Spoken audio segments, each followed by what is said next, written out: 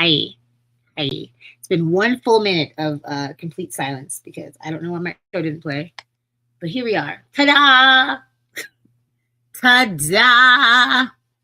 Great, beautiful, blessed afternoon.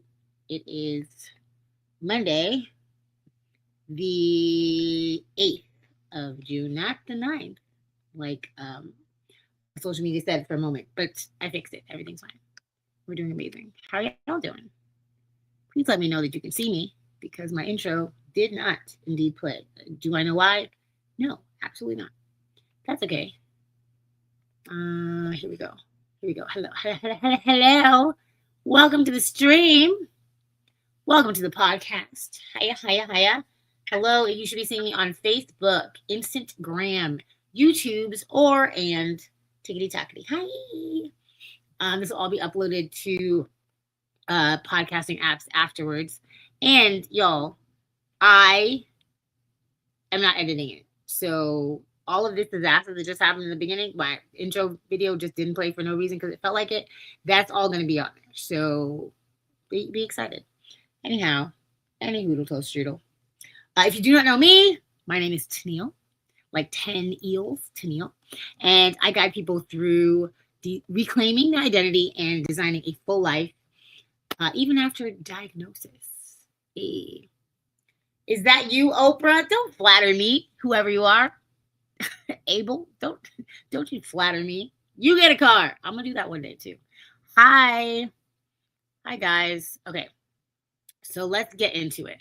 So today it is June, the second week of June, and I had like a very important guest last week, so I could not do this, which it was kind of my intention to start the month off talking about a very important person to me. Hi, Willow. And his name is Alex the Destroyer Stewart. I'm wearing one of his work shirts. Not a cool boxing shirt like my mother was like, why aren't you wearing a boxing shirt? I digress. So today we are going to talk about Alex Stewart Month. Great afternoon from Strong Island. Hello, live from Oklahoma. Hello, guys. Thanks so much for being here. I love y'all. Iconic afternoon. So I have a few things to talk about. So this month is my father's month. It's Alex Stewart Month. And I was reminded of that by getting a really sweet message from one of his fans. Oh, thank you so much, Abel. I appreciate that.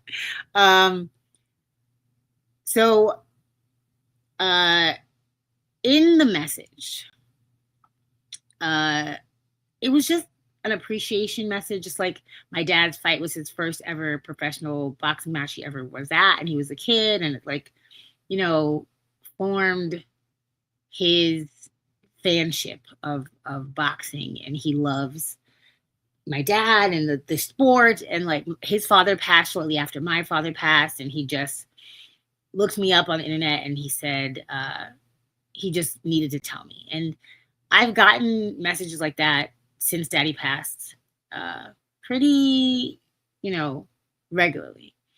And it's just so interesting to know that what you are doing right now and who you are right now can resonate with someone you may never meet, or like that my lineage, like my father's existing on this planet and doing the things he did and being the person he was really impacted other people, and I will continue to see that for the rest of my life. It's very, very, very, very, very, very, very cool.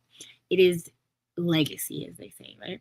So sometimes people leave fingerprints or punch marks on people's lives that they never knew they touched, and that's what I'm hoping to do here with this podcast, with these courses, with the master classes. Like all of this, I want you to be able to like take notes and take, inspiration, motivation, and take that with you throughout the rest of your life. This is not just for right now, but this month is a lot of things. It's brain health awareness, Father's Day, Men's Mental Health Month, And only because my dad, his birthday is June 28th, um, he he always used to say, like, why is it not, you just need to rename it Alex Stewart Month. Like, this is my month. It's my birthday. I was born and I'm the best dad. He was the best dad. And they should name this my month. So in our house, it was Alex Stewart Month. It would be like the 1st of June. He'd be like, wake up. It's Alex Stewart Month. Everybody, it's Alex Stewart Month. So we're going to celebrate accordingly. And we're going to talk a little bit about, you know, June and all the things that it has to do with him. He also, my father, passed from a blood clot, but when he died, Boston College studied his brain, and he had CTE. Dang, I usually have the definition to pull up. I do not have the definition to pull up. It's the it's a brain thing. It's a brain thing. A lot of football players get it. It's from repeated head trauma. My dad used to say, I get punched in the head for a living, so you can live here, so you can do this, so we can have this. And those sports, as amazing as they are and as well paid as they are, they're very, very dangerous. And I want everyone to be super hyper aware that, like, those sports are very barbaric. And as much as I love so many boxers and like that are personal friends to my family, and the sport gave me the life that we live, it is very scary. It is very barbaric. Like football players, even baseball players, you get hit with a ball at the right angle, at the right time, in the right spot. That could be the end of your career and or life. So think very strategically about a career in any of those sports. My mother used to always say, thank God you retired before anything could happen. But you are a fighter just like him. He would be so proud of you. RIP to Sponge A. Okay, I'm going to pin this comment because my dad was very committed to his high top fade his whole life. Like, after high top fades were not in, Daddy had a high top fade. And when SpongeBob came out, this was my friend here who commented on YouTube. We used to sing him Sponge Alex Square Head, because why is your head square, sir? My dad had a great sense of humor. And okay, on with the lesson. Hey, from New Mexico, what up, Deanna? All right, hilarious. Yes, so brain health also hits home because my grandmother has Alzheimer's dementia, and she's also one of the strongest people I've ever met. And she right now is in a position where she's essentially a very tall baby, a very tall toddler. And my father and her had a great relationship, like not in-laws, not anything like that. We were family. And I never saw any of that, the in-law behavior that people talk about and like fear. The way that my loved ones, I'm an only child. I have a trillion and a half cousins, but I'm an only child, and my family, my like nuclear family, very, very, very close to me family we're very, very close. We very much like, I've been, if you look back in my social media before I ever like did social media for a living, I post things that would let you know that I've been obsessed with these people my whole life. This is not new. I'm not new to this. I'm true to this. Like, I've been hanging on my dad's arm and talking about my grandparents my whole life. And to watch them change like this, and to watch, like, for no better words I can think of, watch the decline of people who I have always thought were like the best and the greatest and the smartest people, is really heartbreaking. And it's remembering that as much as it's the month of Father's Day, as much as it's the month of, celebrating family, people don't all have their family. It's been almost a decade. It's been almost a decade without my dad. And some days it hits me like a truck that like, oh my gosh, he's not here in the physical. Like I will never get another hug, and I will never, you know, have a deep conversation or, you know, that kind of stuff ever again. But then I get the reminders. I get these little reminders from people I've never met from the internet who find me like, oh, I loved your dad. I met him at this time, sending me pictures, sending me notes. I actually have a I have a note that I will read to you guys, but I'm gonna post a few pictures. Like I have, and that's another thing that I always think of too. That wow, I'm never gonna have another photo of this person. Take photos, guys. Look, Bren, the warrior mom, the icon that she is, she looked up the. Oh, that's not the one. She looked up the definition for me.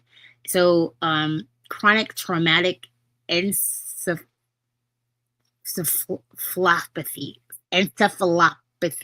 Encephalopathy. I took reading. I went to college. I know words. Encephalopathy. Chronic traumatic encephalopathy. That's what he had. A lot of football players are getting it in the past few years. It is a brain deterioration of the brain, and my dad had like stage 3 or 4 when he passed, and they didn't know that until after they were studying his brain, because with yes, the ambush grief is the worst. Because normally at that stage you wouldn't be able to talk, you wouldn't be able to speak or walk properly, and it brings out a lot of anger. And my dad, if you knew him, he was a 6'3", 200 something pound, gentle giant. He looked mean, and he had a like soft voice like mine, and he was hilarious. We were competing smiles because his was gargantuan and mine was big also, as you can see. He would help anyone. He would, as much as he would punch someone in the face for a living, he would turn around and give you the biggest hug. And if you hadn't hugged him for a while, he would be like, what's going on? Why haven't we hugged? What's going on? And, you know, he was just big enough to swallow you whole, just completely engulf you. And like, those are all the things that I will take away from his life. But other people will take away that he's been written about in multiple books about how hard he punched, about how hard he trained. That man would train so that his shirts would be completely see-through by the end, sweat soaked. So much so that we didn't put them directly in the washer. We had to put them outside on a drying rack before we could put them in the washer. So it doesn't surprise me that he had he didn't have the signs of CTE the way that they would expect him to. His brain was not average by any means. And saying that, he had dyslexia. He had a really hard time reading. He could play chess with the best of them. Let me tell you, my dad was not your average athlete, as far as I know. Very smart man, even though he put himself in a position to be punched in the head for a living. No, my pictures are not showing. Can you see that? Anyone? Oh, wait. You can see it. Can you see it? I'm pressing the button. I don't see it on my screen. Somebody let me know in the comments. Can you see this picture that I put up?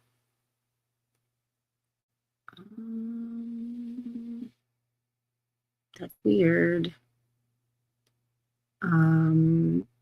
Yeah, somebody let me know. Comment. Let me know if you can see the picture that I put on the screen. Because it looks like it was up, but then it looked like it was gone. So I don't know. Ooh, thank you for subscribing. I appreciate you. I like that you like the hot mess that this is. Hold on. Maybe I'm going to look. There we go. Now I see her. I'm going to say her. I mean my dad. There he is. That's one of his boxing pictures of him just training, just like jumping, skipping rope, as he said, um, and making it a black and white picture. Looks like that was, way earlier in the world than it was. It was in the 90s, sometimes at Kutcher's Country Club. Kutcher's Country Club also has a documentary on YouTube, Netflix, if you want to see. I grew up there. That was one of the jobs I had when I moved to New York also. But yeah, just not an average guy. And I'm going to, oh my gosh, I want to explain that I'm not like talking about this to boast or brag or be like, well, look at us, look at me. I want to make sure people really feel that whatever your family is doing, however special your people are, there's going to be a public perception of them, and there's going to be your private relationship with them. Like, two people right now, on the internet, who knows what they think of me? They tell me nice things on a regular basis. I'm like, this is great. Thank you so much. It's wonderful. But I also know the way my family looks at me is different. I'm just Tenille. Ain't nobody excited about anything that I'm doing except for y'all. Right? My great grandmother will be 100 in December, and if I step out of line, she will tell me about myself in a second. So, yeah, there's not. Oh, wow, I wasn't looking at the comments at all. I'm so sorry. I'm gonna catch up on these comments real quick. Okay. Interesting. Okay, so I'm going to post those pictures so y'all can see them, because I don't know why you can't see them. But thanks for letting me know, guys. Now, I'm going to read the message I got the other day. So, like I said, I get these messages from time to time, just kind of like sprinkled through my life consistently, though. And I'm going to put it on the screen, but I'll read it from my phone since we don't know why, but they're not showing up. Okay. Pretty long message, but I'm going to read it. Can you see that? Tell me if you see it. Let me see the comments. It doesn't matter if you can see it, because I'm going to tell you. All right. Hello, you wouldn't know me, but if you are who I think you are, please read my story. If not, I'm terribly sorry for wasting your time. I was born in 1983 in New York. One of my dad's favorite things to do was to go to Madison Square Garden with his drinking buddies. One day in the summer of 1988, he took me along. We loved boxing, and I still do. The very first live boxing match I ever saw was Alex the Destroyer Stewart versus Calvin Sherman. This fight did not take very long, LOL, and Alex wrecked him. As a 5-year-old, I was starstruck. That guy was awesome. And on his way back to his dressing room after his victory, my dad got him to give me an autograph, which I still have to this day. My hero. As I grew up, and after his career was long over, I began to look at the caliber of fighter he was, and he would go on to be. He would fight Tyson, Holyfield, Foreman. Oh, man. And they say, even though George won that fight, he never was physically recovered after that beating Alex put on him. And I was just thinking, wow, I met this guy, and he's fought the greatest fighters in the world. So I got nostalgic recently and looked him up and checked out his record and his story. It said his daughter was AJ Tenille Stewart, and a quick Google search brought me to you. If I'm overstepping, I apologize. I just wanted to let you know that if you are the right person, your dad was my hero. And literally the first live boxing match I ever saw. I was very sorry to hear of his passing in 2016. My own father passed shortly after. But when we heard about it, we reminisced about that night from nearly 30 years before. Woo! Yeah. Oh, I didn't put the second part up. But yeah, that caught me exactly at the right time. And I had missed this day of, the first of the month to put up Alex Stewart Month. But when I read that, I was like, yeah, we're definitely gonna do a episode about legacy. Um, to me, my dad was also my hero. My dad was, um, someone I always wanted to make really proud. And I didn't care so much about boxing stuff or, whatever he had going on professionally.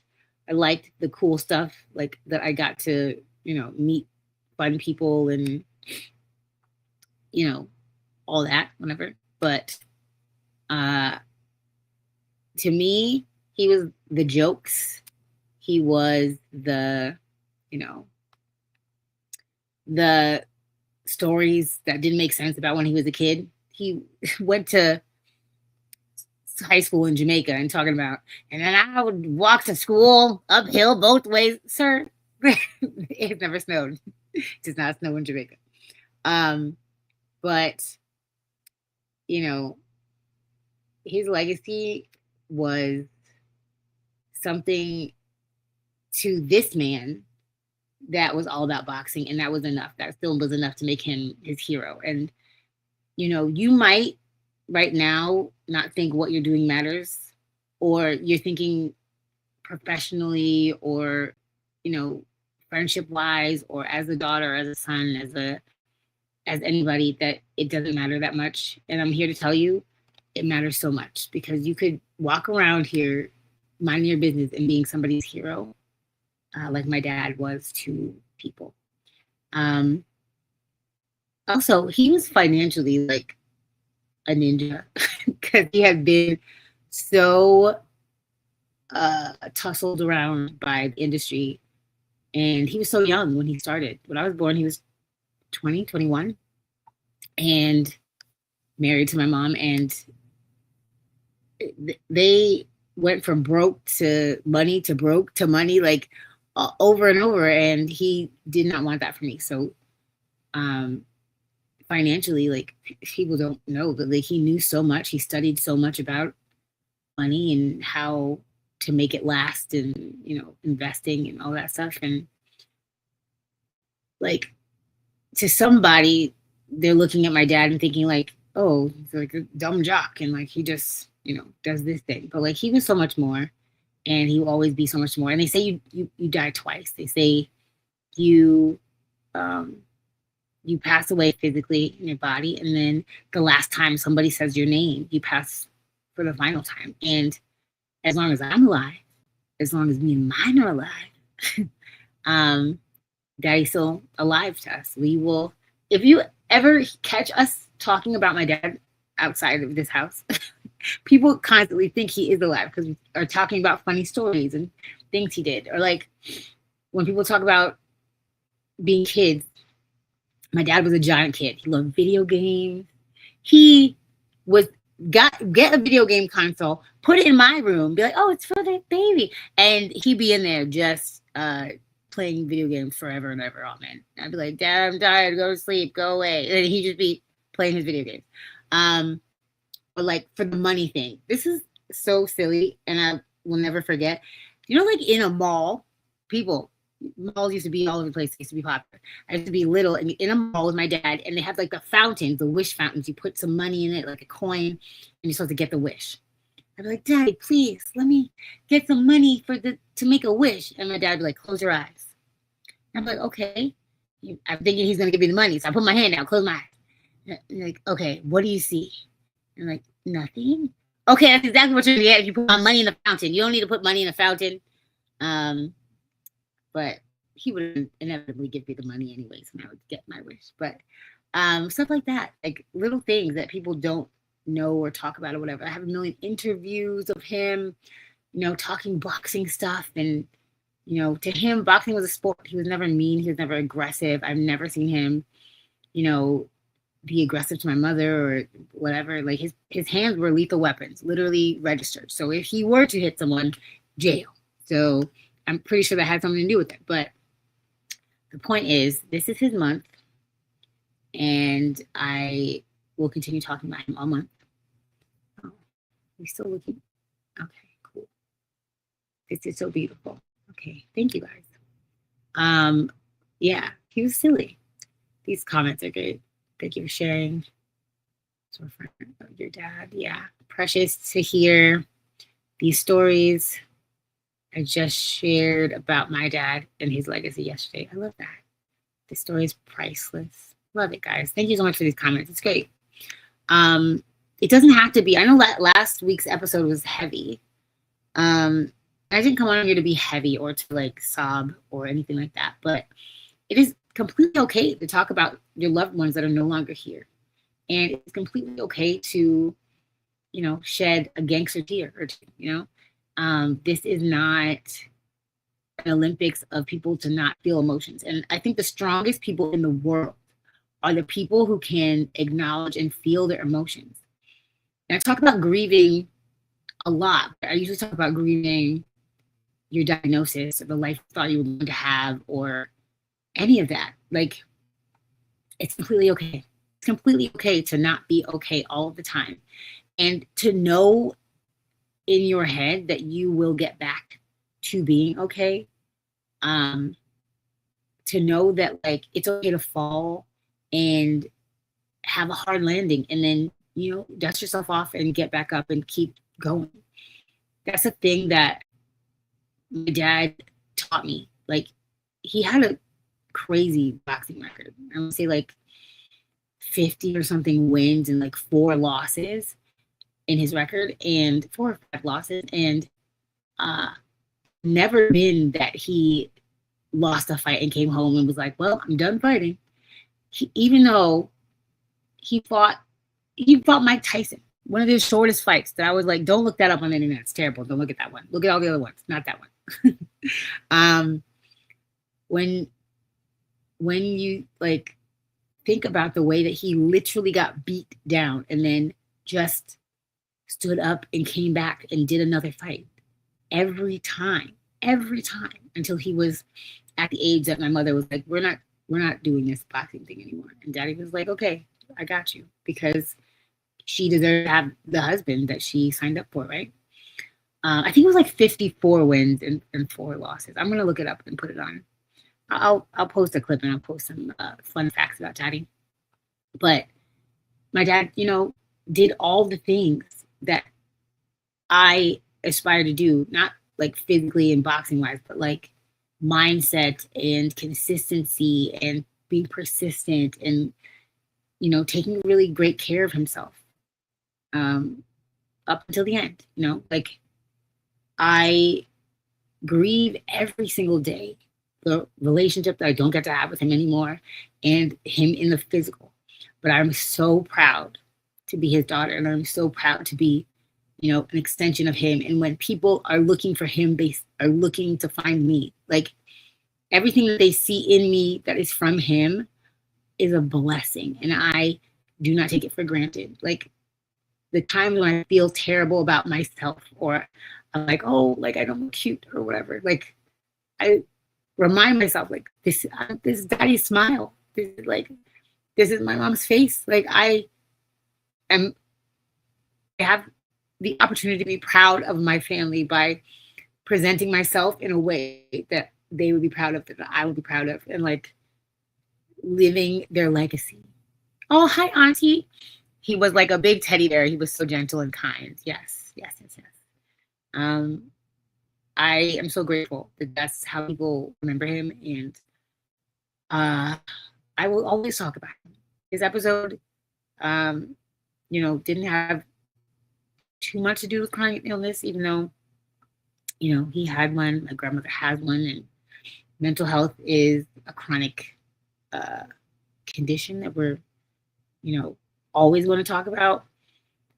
Part of mental health and, battling mental illness is to talk about these things and be okay. Like, we are okay.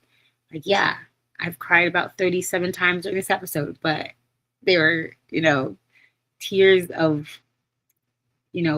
love with nowhere to go besides the internet, apparently. I love you guys. These comments were amazing. So I didn't go through half of my things that I was supposed to talk about in my show notes. But I want to close it out with questions like I was doing for Lupus Awareness Month. So now that it's Alex Stewart Month, my questions would be, what is something a loved one used to always say? My dad has Alexisms, so many of them. That man was so funny. He called Home Depot Home Depot. He called iPod an iPop. He would always call people old fogies, the old fogies. Million things that were only his little language. Who shaped your definition of strength? For me, my family. Hello, Alex the Destroyer Stewart, Angela Stewart, Shirley Pamela Williams. What? Okay. What family story will you carry forever? Tell me some family stories. I would like to be heartwarmed. Please, please, please, please, please. Put them so everybody can see them.